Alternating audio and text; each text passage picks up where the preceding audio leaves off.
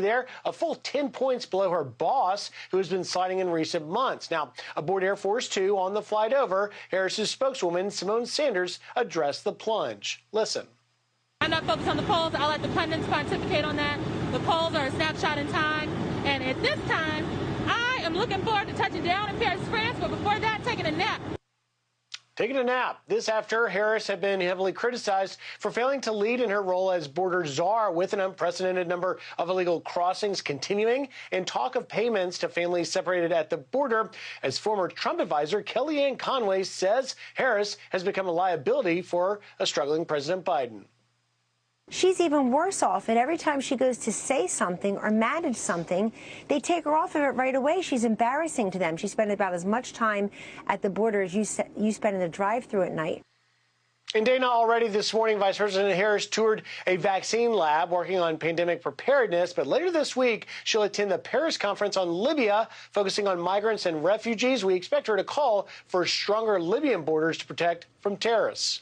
There you just saw a clip, Kamala Harris's approval rating in the absolute toilet, a toilet that Joe Biden may need desperately as Joe Biden farted his way across Europe last week. Kamala Harris is heading to Europe now, not heading to the United States border with Mexico that she's presumably in charge of. No. Not the border where you have the largest human trafficking happening in history, in world history right now on our southern border. Kamala Harris, no. Shouldn't care about that.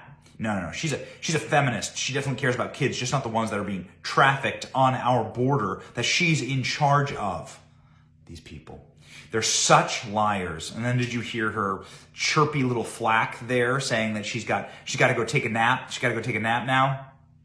They're not serious people. They're not serious people, and they're really doing immense damage to this country. They truly are doing immense damage to this country. It's wonderful that Americans can see it. You saw that 28% approval rating for Kamala Harris, Biden at 38%. And these are suppression polls, by the way. These are suppression polls. These are from corporate liberal media. The goal of these polls is to suppress.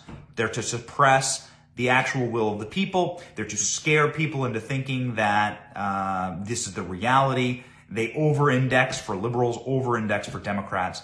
It's really, really bad if they're this low. 28%. Holy smokes. If the election were held today, those surveyed said that they would vote for their Republican congressional candidate over the Democrat one, 46-38. This is Republicans winning.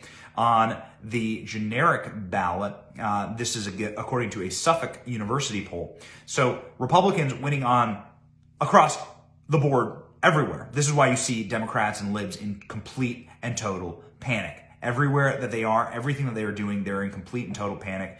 And even Kamala Harris is skipping the country, skipping out of the country in order to just get the hell out of here. We'll keep you posted when the next time that she appears with Joe Biden. Will she ever appear with Joe Biden again?